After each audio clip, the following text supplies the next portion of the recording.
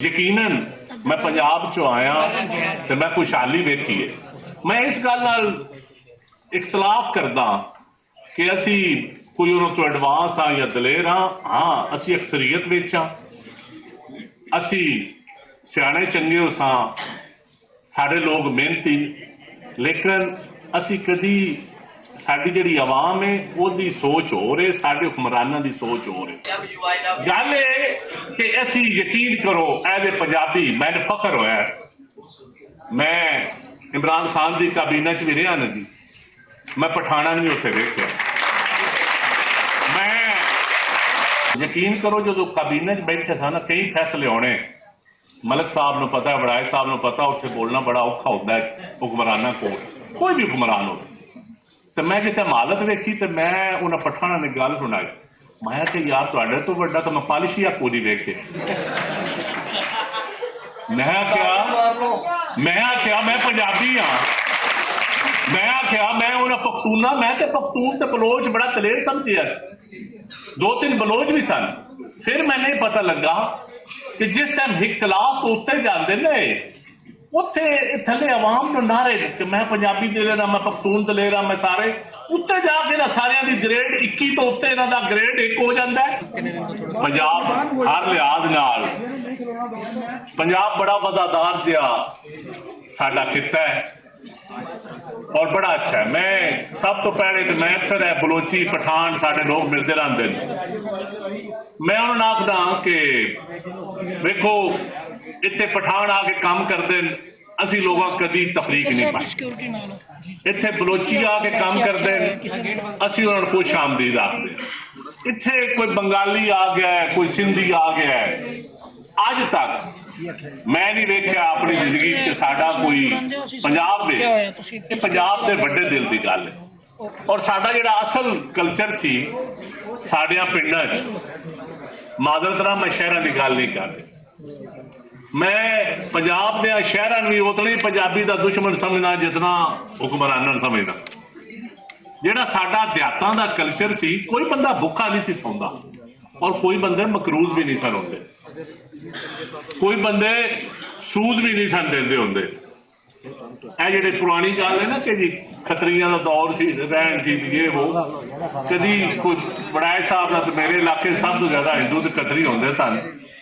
और अज भी उन्होंने बेचारियां दी वेलियां वेखो उत्थे बयानी बेरे अज भी लंगर खाने पुराने पंजाबियां दे उन्होंने लोगों के जेडे चले गए सन और उन्हें कोई सूद वाले लंगर खाने नहीं खोलते। हुण गल है कि पंजाब की बयानी की तुसीं गल पे करते हो, वड़ाए साहब तो माशाअल्लाह अपने इलम के हवाले नाल गल की है, मलिक साहब भी पढ़े लिखे आदमी ने मेरे ज्यादा, लेकिन गल हकीकत है असी गासब ते हैं, भावें साडा हुक्मरान होवे, भावें साडा ब्यूरोक्रेट होवे, भावें साडा जज होवे, भावें साडा जरनैल होवे, भावें साडा लिखारी होवे, भावें साडा कोई भी हुक्मरान होवे। मैं बलोचिस्तान च गया तो मैं उन्होंने खेड़ियां टुटियां ते शलवारां बेचारियां दियां मलूटे कपड़े वेखे ते उन्हां दी उत्थे गैस के मीटर मैं नहीं वेखे, गैस नहीं वेखी। यकीनन मैं पंजाब चो आया तो मैं खुशहाली वेखी है। मैं इस गल नाल इख्तलाफ करदा कि असी कोई उन्होंने तो एडवांस हाँ या दलेर हाँ असी अक्सरीयत विच हाँ, असी सियाणे चंगे हो साडे लोग मेहनती, लेकिन असी कदी साडी जिहड़ी आवाम है उसकी सोच हो रही, साडे हुक्मरानां दी सोच हो रही। साडा बयानियां दे असीं आप ही दुश्मन हाँ, क्योंकि साडी आवाम जिहड़ी है ओहदा हुक्मरानां दा पंजाबी बयानियां नहीं रहा, आवाम दा रहा है, आवाम दे कल्चर चो अज भी है। कदी तुसीं सरमायादार को पंजाबी बोलदियां वेखिआ, कदी किसी बड़े टाइयां लाउण वाले कोटां वड्डियां गड्डियां वाले पंजाबी बोलदियां वेखिआ, या उन्होंने घर च कोई बोली जाती है। माड़ा बंदा, महकूम बंदा, मजलूम बंदा, मलूटिया कपड़े वाला वो गुण भी डरदा डरदा बोल लेंदा पंजाबी। ते पहले तो असीं अपना रिवाज बचाइए, अपनी रस्म बचाइए, अपनी जबान बचाइए, असा वो भी नहीं बचाई। असी अज पंजाबी कंपलैक्स का नाम हो गया पूरी दुनिया। वड़ैच साहब भी कैनेडा जाते रहते, यकीन करो मैं कैनेडा जाके पंजाबी का प्यार मैं इस गल से बिलीव नहीं सा करता होंदा, लेकिन मैं इस्लामाबाद हुक्मराना च बह के वेख्या जो दो पश्तून मिलते वो फौरन पश्तो च गल शुरू कर देते,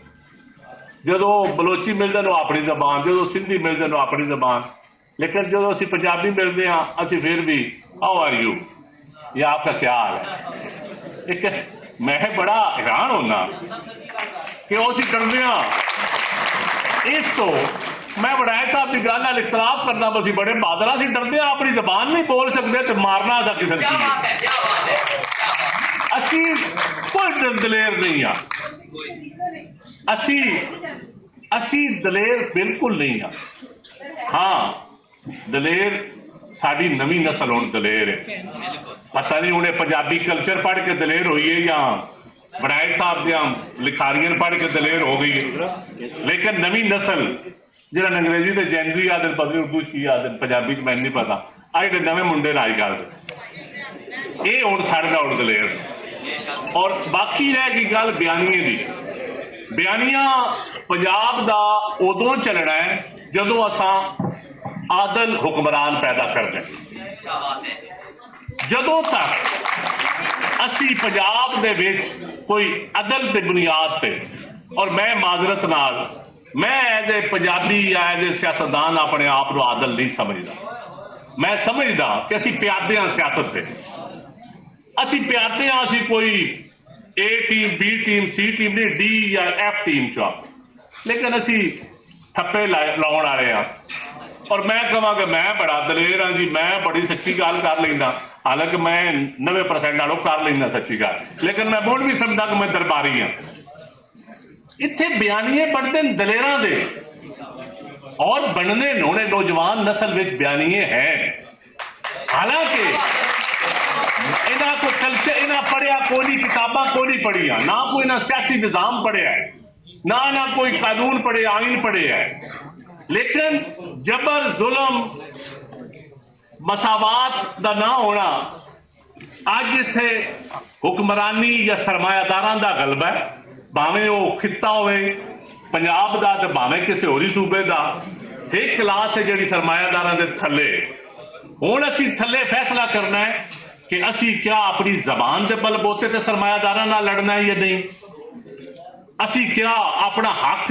अपने रस्म रिवाज के टिल ते लैना है कि नहीं, क्या असीं अपने इलाके की अक्सरीयत के टिल ते असां लैना है कि नहीं। मैं समझदा साडे पंजाबियां दा फर्ज सब तो ज्यादा है, क्योंकि असी इस मुल्क नूं बचाना असा है, मुल्क की अक्सरीयत असी हाँ, अक्सरीयत हुक्मरानी च भी साडा हिस्सा है, तो मैं समझदा साडा बयानिया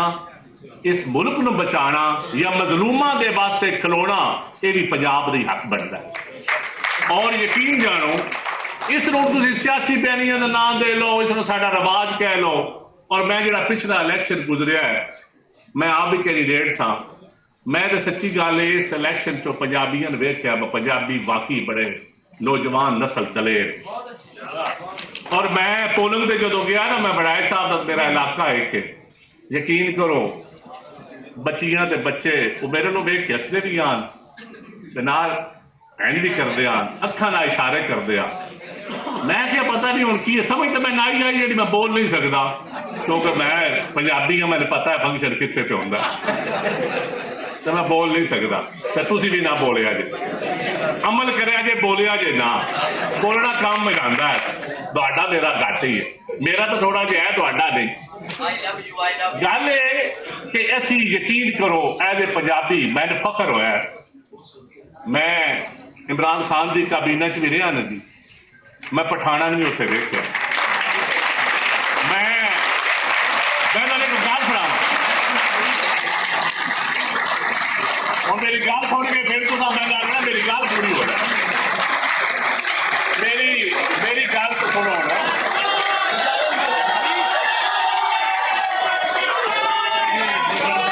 हेलो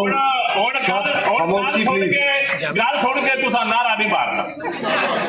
मैं खुदा की कसम सच्ची गल करेगा, तारीखी गल कर, मैं बड़ा ना इंप्रेस हाँ पठाना तो, मैं स्पीकर लाइव गल कर रहा। इमरान खान की काबीना जदों भी राय कोई देवी दी सी ना, अच्छा मेरे जहन च ये सी कि पठान जेडे ने अक्सरीयत हुक्मरान पख्तून की, मैं आम पख्तून की गल नहीं कर रही, मैं जेडे सियासी सन